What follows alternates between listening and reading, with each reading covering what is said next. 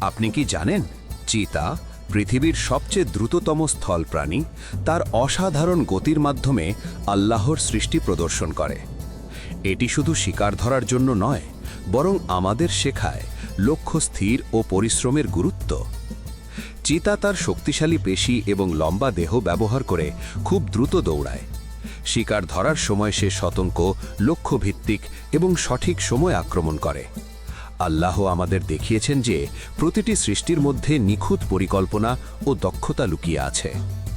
কুরআনে আল্লাহ বলেন, তিনি সবকিছুকে সুন্দরভাবে সৃষ্টি করেছেন। চিতার গতি এবং লক্ষ্যনিষ্ঠা আমাদের শেখায় আমাদের কাজেও লক্ষ্য নির্ধারণ করা দরকার। পরিকল্পনা ও দক্ষতার সঙ্গে কাজ করতে হবে। ধৈর্য ও পরিশ্রমের মাধ্যমে সফলতা আসে।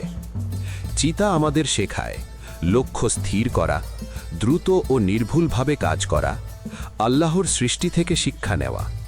ছোট প্রাণী থেকেও আমরা আল্লাহর নিখুঁত সৃষ্টি ও জীবনধারার শিক্ষা নিতে পারি। যদি আমরা চিতার মতো নিষ্ঠা ও লক্ষ্যভিত্তিকভাবে জীবন কাটাই, ইনশাআল্লাহ আমাদের জীবনও সফল ও বরকতময় হবে।